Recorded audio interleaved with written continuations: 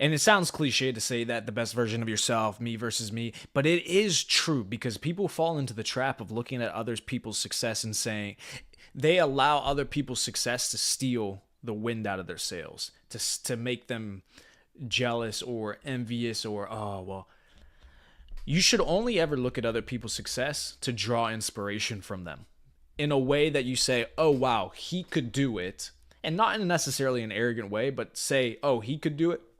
I could do it too. Like, oh, if he was able to do it, then I could do it too. I just got to figure out what did he do that made him get to that point. That's the only reason you should ever look at anybody else's success, is to draw inspiration from it. Once you've drawn the inspiration, then you go back to doing what you do, because people get into this mindset of trying to chase all these different rabbits and trying to do what this guy does and trying to do what that guy does, etc. You do Yeah. what you do. Okay? What do you do? Okay? If you're going to go down the crypto route, then go down the crypto route and be the best motherfucker in crypto and just make your money. If you're going to go down the sales route, great. Is somebody making a shit ton of money in e-commerce? That's cool. That's great. But if I'm going down the sales route, I'm going to be the best motherfucking salesman in the world, because you're going to draw value and make money from becoming the best at what it is that you do. And there is money in whatever it is that you do. So if you decide to go down the e-com route and you do e-commerce stores like Bobby, then you make your money in e-com. If you decide to do sales like I do, then you make your money in sales. And then when you network and you are successful and competent at what you do, then you network and you make friends with people who are fantastic in their respective industries, and then you just use them as your support in that area, or use them to help you make money in that area, and vice versa. So you got to focus on what do you do. Just because somebody else is making a shit ton of money right now doing something else doesn't mean that you got to go do what they're doing.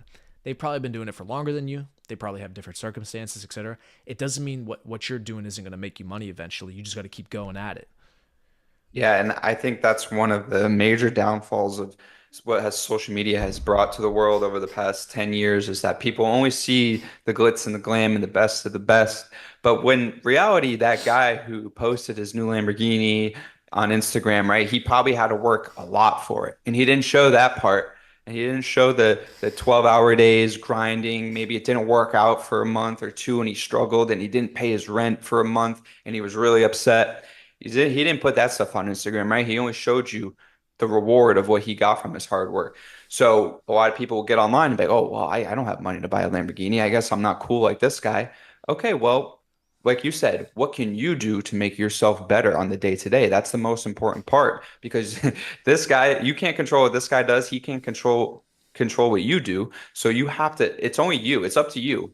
And you could have great partners and you guys could work together. Like me and Priyamo, we talk about ideas all the time, but Priyamo can't come over here and make crypto trades on my computer. It's just not how it works. So you have to take information given to you, or like you said, Priyamo, learn from other people. What are they doing, and implement it yourself? That's the most important part, is you actually have to take action. You actually have to build your life. Exactly. Nobody. It's you. And we talk about the goal setting too. And I started to get fired up. Now I'm like fucking worked up because I'm fired up now.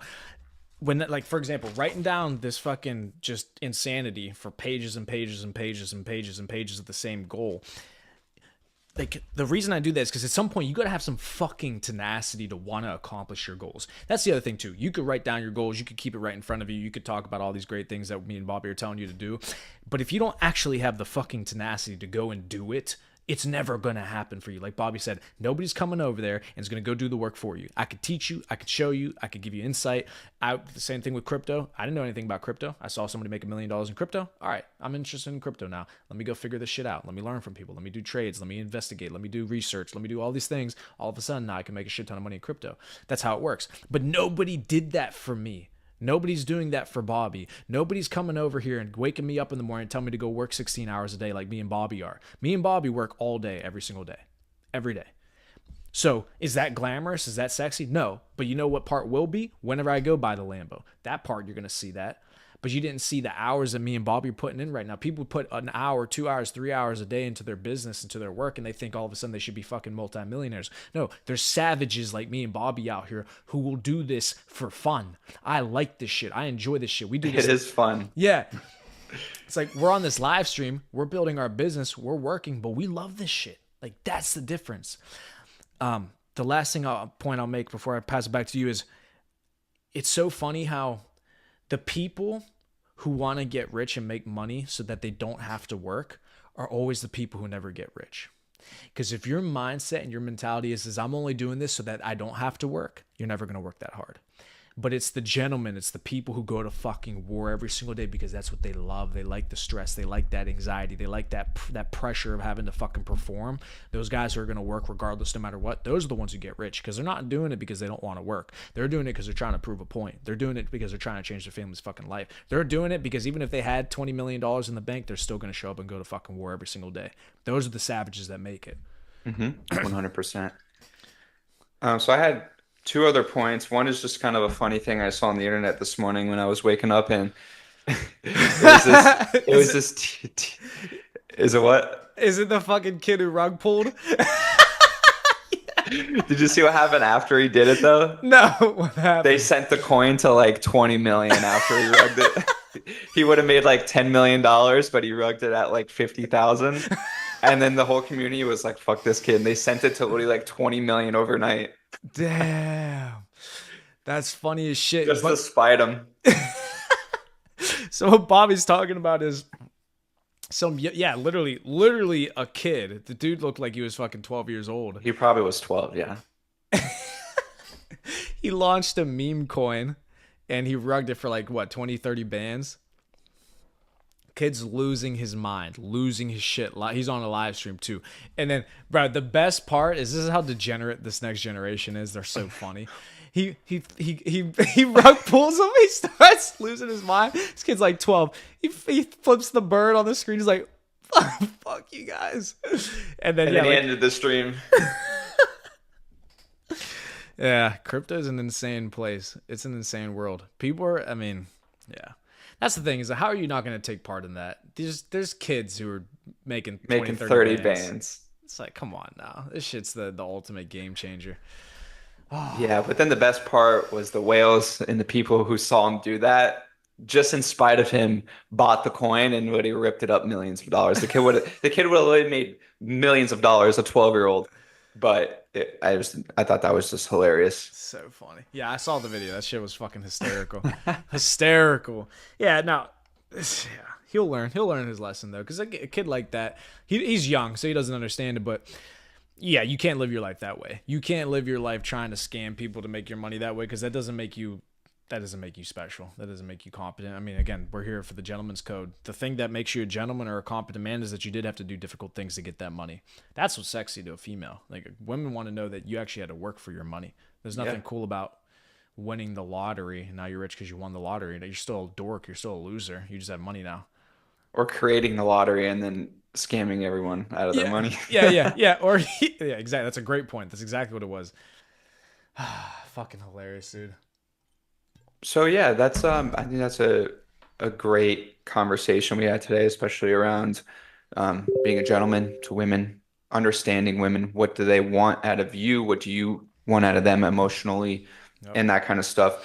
Goal setting, those are great goals, is important to any entrepreneur who wants to be successful starting a business. Oh, one thing that I thought about, and this is just me brainstorming late night thoughts. I want, one day when we're all settled down or we got our millions of dollars, I think we should start a coffee shop. I think we're just like, we drink so much coffee and we're so into it. I think a coffee shop is in the future. You do not have to convince me to do a coffee shop. Oh, absolutely. I've talked about this with Logan too. We should have. This is not just a bullshit. No, I'm serious. I would do that. A cigar shop / coffee shop. Mm-hmm. Cigar lounge / coffee. You could even have it separated. So if you just want to get your coffee on one side and not have to worry about the cigar stuff, but to be able to have a coffee shop, get your espresso, because that's what I always do whenever I'm smoking cigars. I want my double shot espresso, have my cigar, and then a little charcuterie board, some meat, some salami, cheeses, class. Oh, because then we'll be in there with our millions. We'll be sitting, smoking our cigars, drinking our coffee. Everybody be coming in. Shit, we might even lose money on the business. We won't give a fuck. Nah, we'll be profitable. We'll be making money. But I think that's a fantastic idea. I would absolutely do a coffee shop. I fucking love espresso. Yeah, one thing that I thought about and that I've never seen before is you ever seen those the little milk cartons? They're only like this big, like this big. It's maybe like a shot of milk or something. I thought about it. I was like, people should do espresso shots in the store. Like, you get your however much it is, 2 ounces at most, maybe 2 ounce a shot of espresso, and you put it in these little shot containers. Like you see, they have like the wellness shots, like turmeric shots and Yeah, those yeah, kind of yeah. things. It should just be espresso. Like if people probably would take espresso shots on the go, right? You buy it at the convenience store for, I don't know, how much is a espresso shot? You buy espresso shots all the time, $4, $5. No, two. If you do a double shot at like Starbucks, it's $2. Oh, really? Yeah, it's fucking literally just water. Yeah. Yeah, and coffee. So yeah, I mean, the most expensive thing would probably be the glass bottle you get it in. I think that's a great. I've never seen that before. Like just espresso shots on the go. Little glass espresso. I'm with that because Isn't that a good idea? yeah, if you want a little cold double shot espresso, boom, or whatever, however you want to do. You can even have it on a fucking heater and just have it hot if you want. Yeah. No, I like that idea. Yeah, because that's what I'm saying is for me, the reason I love espresso and the reason I drink it black is because I'm trying to get the job done quick. I don't need any Mhm. fluff. I don't need any special activities. I don't need caramel, frappuccino, fucking fruit. If you're a dude and you get anything like a frappuccino or caramel and whipped cream, that's not a coffee, bro. I always make the joke. I go, "Are you drinking your milkshake? Oh, you got a nice Yeah, milkshake." dessert. Yeah, yeah, you having your dessert. What the fuck? You're supposed to go to war with whipped cream and fucking caramel in your system. Okay, yeah, that's gonna make you really fucking savage. Uh, so yeah, no, absolutely, I'm in for that coffee shop. Yeah, I think this coffee is such a booming business. It's Like, cheap. It's an yeah. Coffee is a legal drug. It's gonna be profitable. It's a legal drug that people are addicted to. I think the best thing about it too, and you probably do this more than me because I don't actually buy coffee beans that much. I'm sure you buy coffee beans with your, right? So like, do you actually like when you make an espresso, do you taste the difference in each coffee bean, or is it kind of, Yes. or is it not really kind of they all taste similar, but you could taste it? Yeah, absolutely. Yeah, if you get different beans from different companies, you can definitely tell the difference. Now, obviously, I drink a fucking double shot every or quad shot every single morning, so I definitely notice it. Um, the reason it's noticeable, especially for me, is because I do drink my espressos black straight, so it's only coffee, so it's definitely noticeable. And now, if you're putting milk and creamer and all this other bullshit in there, yeah, you're not gonna be able to tell the difference, but you definitely can. Yeah. Because it always interests me when I do go to coffee shops around here, they always have like the whatever the shop is, they have their coffee beans that they use there in a package. I was like, I would really like, I'm gonna start trying each coffee companies around here, their bags, and see which one I like the best. Yeah, no, there's definitely differences. The ones that I like the most, probably, the ones that I like the most that are more retail that you can actually buy on a consistent basis is La Colombe. La Colombe, Colombe. I don't know if you heard I that think that's what company. this is. This. They make cold brew too? Yeah, yeah, yeah, yeah, That's this what I'm drinking. yeah. That company, they have good beans. So I would order hilarious, and I would use it too. I would order 2 5-pound bags of beans, gigantic. Bang, throw those in my crib, and I would go through them. I would.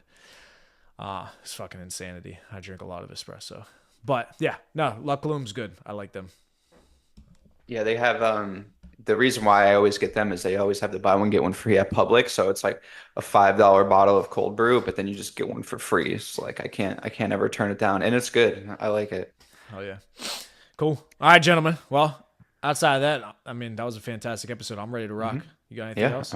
no, that's it for me. Cool. Last thing I'll mention to the people before we pop off of here: like, comment, subscribe to the channel. Guys, YouTube, you guys know what it is. The like button is the most important part of the algorithm. Okay. If we're not getting likes on these videos, it's not going to get pushed out to the youth. It's not going to get pushed out to other people that we can have join the organization, which all in all, not only negatively impacts them, but negatively impacts us. We want to be able to Yep. grow this deal as large as we possibly can. So, for those of you inside the Taylor's Code, those of you a part of the network, I mean, we got people in the live chat right now. We got Ollie, we got Naeem, we got people talking. Like the stream, comment on the stream. Let's push this out to as many people as humanly possible, because otherwise they're going to be seeing gay dudes fucking doing makeup tutorials and, girls shaking their ass and all this degeneracy that we see online that gets pushed in the algorithm, which is funny why they push that kind of stuff. How about we push out being a gentleman? How about we push out being respectful to women? How about we push out making money, developing yourself, brotherhood? How about we push out things that are actually going to improve society? So like the stream, do your part. Let's get this shit out to everybody that we possibly can. Let's continue to grow this deal because we're growing. Me and Bobby are looking at the analytics. We're looking at the metrics every single week. We're growing. I mean, Yeah. it's as simple as that. So let's keep growing. The final point I have is I know I see we have some viewers on the X stream, so I'm going to tag Priamo underneath the X posts. So you guys are watching, make sure to follow Priamo. He's going to start going live on X as well. Just Yes. because the software we use, it makes it super easy for us to go live on multiple platforms. So I'm going to tag Priamo because I see we have a couple viewers on X as well. So Fantastic. Yeah, I'll start streaming on X too. Beautiful. Cool. All right, gentlemen. Outside all of right. that,